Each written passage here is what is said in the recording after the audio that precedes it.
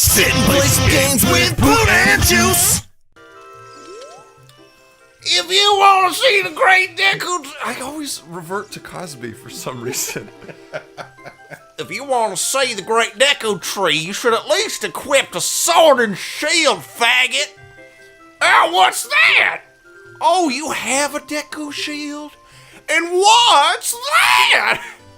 Is that the Kokiri sword? Good grief! Well, even with all that stuff, a wimp is still a wimp, huh?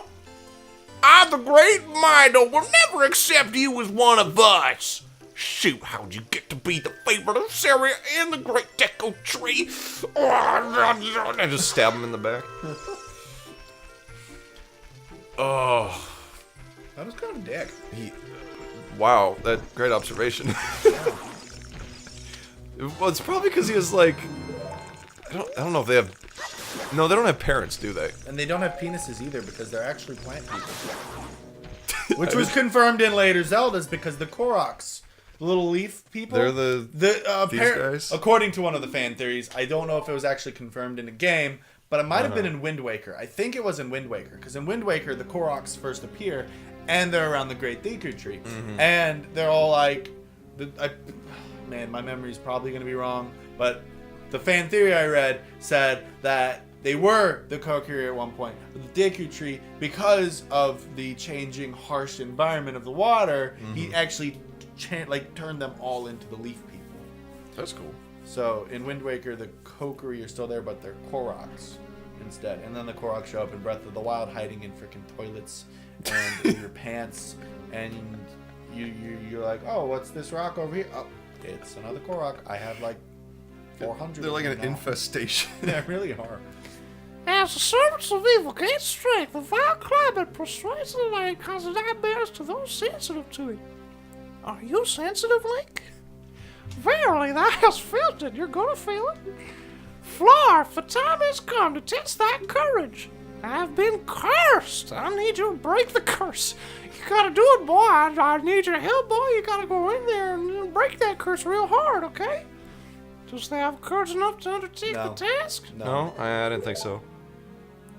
I'm afraid you don't have a choice in the matter, son. You're in my world, bitch. Perhaps you do not yet have confidence in your abilities. Return to the... Oh, that... I didn't realize we were just gonna get sent back. I've changed my ways! How do I talk to him? There we go. I've been... Okay, yeah.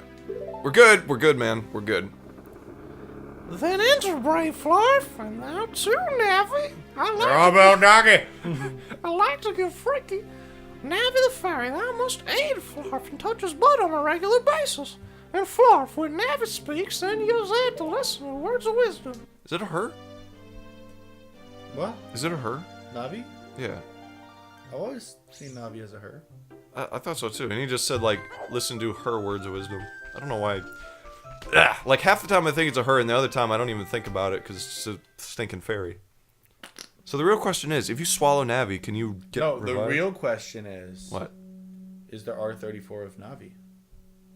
There is. Oh, God. Dude, that's what Rule 34 is. But it's just a little ball. Yeah, well, okay. Never mind, let's just drop the subject. Because I don't want to admit to having any knowledge of that subject. We gotta get some hot wings in here so you start trying to treat. That's right. We were just talking about hot ones. What's the it's like First We Feast, I think it's called. Yeah. They have a great segment called Hot Ones. You should check it out. They just did one with Ethan Klein, and it's super entertaining. Oh, that's me. Look at this wall. The vines growing on it give you a rough surface. Maybe you can climb it, Flarf, little doggy. I forgot how much we're gonna have to deal with Navi. We're gonna deal with a lot of Navi. Oh my gosh. It's okay, when we work our way up to Skyward Sword, it doesn't get any better. Oh my god. I love Skyward Sword as a game, but Fi is definitely the worst companion. Fi, Fee, Fo, whatever you say your name. She's also... I don't like her design very much. Grew on me, the design, I Oh, guess. jeez. And she's a sword, right? Yes. Oh, yeah, because I played up that point to where you, like, meet feet. No, you didn't. I think I did. No, it definitely didn't. Well, she talked to me anyway. I didn't. Yeah, because I followed her like spectral. Oh yeah, maybe you did do that. Didn't you did get that. further than you thought? Than I thought you did. You should play more of that game. Well, The flying isn't the best, but. Oh wait, I'm speaking. Pay attention to the action icon. That's the blue icon at the top of the little doggy. I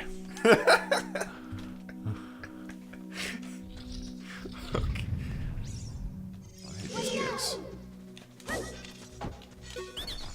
It's like that. You want to do that one too? Ow, ow, ow. Forgive me, master. If I give you a clue, will you let me go?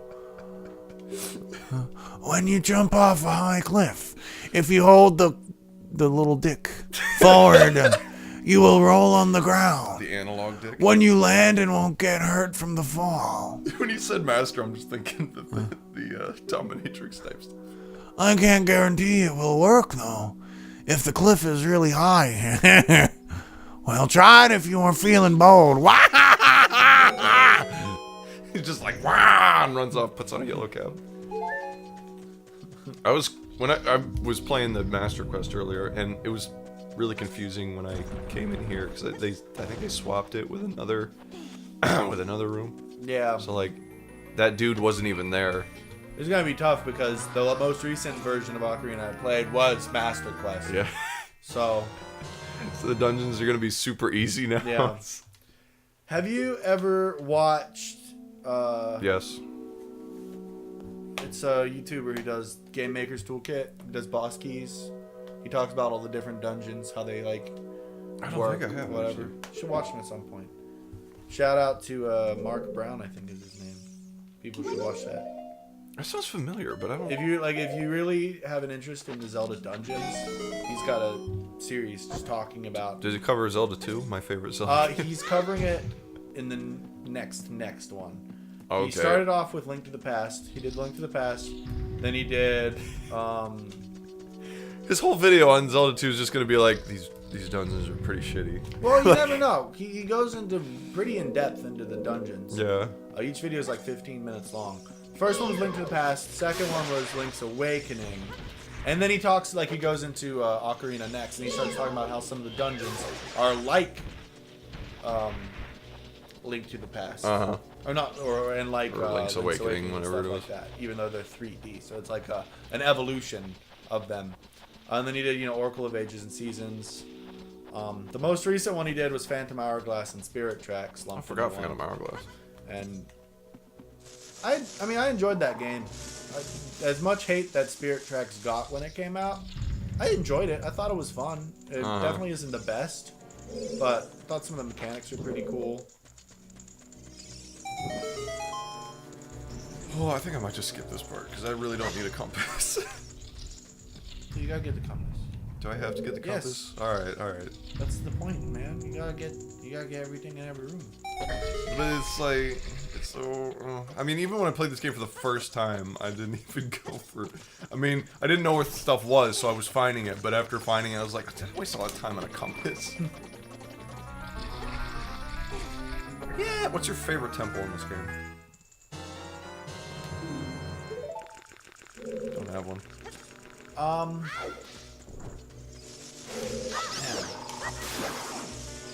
As much as hate as it gets, I love the Water Temple. Yeah, I do love it. I think it's the I was gonna say that one. Every time people talk about Zelda, it always gets brought up. The Water Temple's so hard, boo hoo hoo. It's cool once you know what you're doing. But once you know what you're doing, it's definitely like raising the water levels, retracing your steps. Yeah. It's not a straight on. You go to the room, then you go to the next room, which gets you the key, then go to the next room and get a key.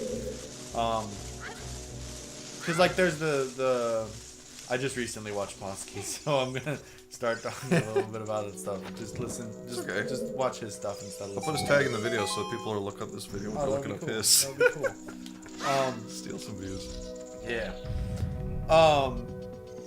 But you know, there's the spirit temple later on where you never have more than one key. You get your key, and then it opens up the lock in the room. You get another key, opens up the lock in the next room. You get another key, opens up the next room. Yeah. You never have more than 2 keys at once. While the water temple, I think you can have up to like 3 keys at once. And you have Oh to yeah, backtrack, totally. figure out where each goes. You can just run through, get all the keys, and then go through again and unlock all the doors. Yeah. Okay, gimme. Yeah, it's a really good series. I watched all of them at work last night, or rewatched all of them at work last night.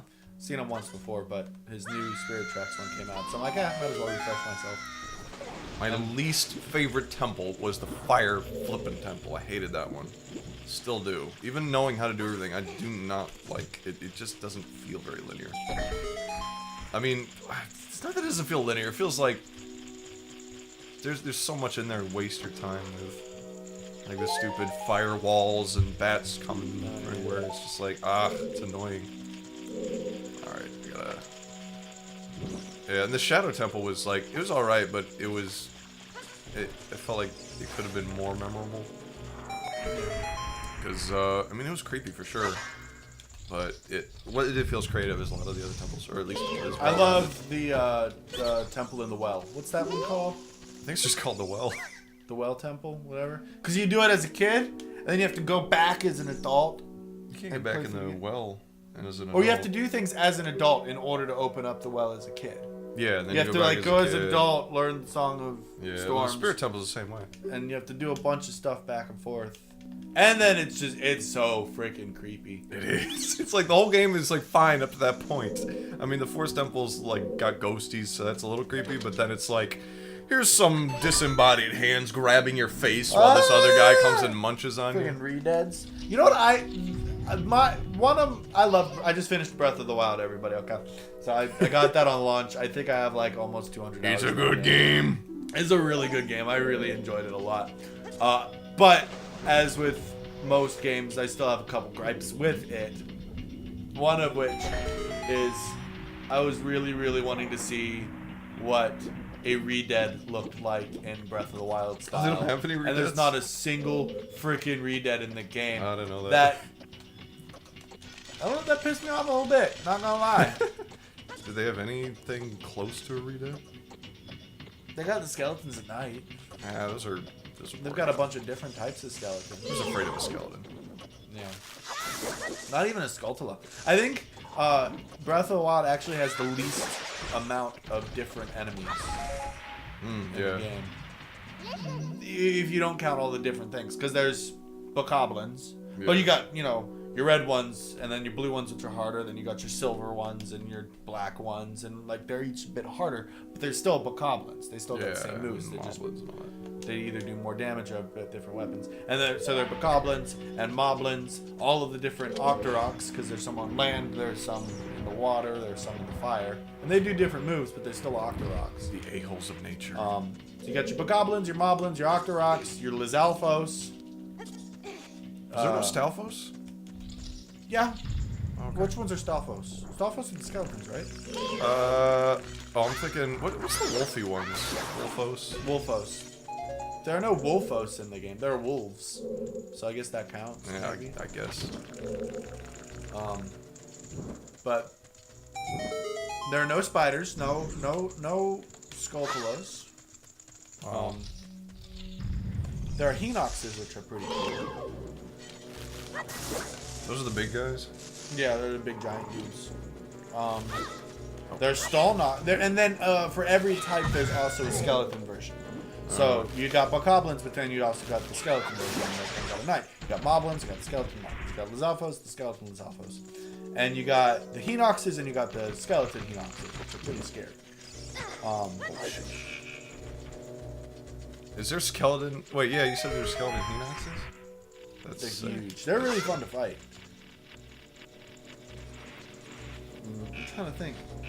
And then there are all the different forms of Ganon that you fight as the bosses. That's right. I guess they only count as one. They're all widely different, but they're still Ganon, or a form of Ganon. Yeah.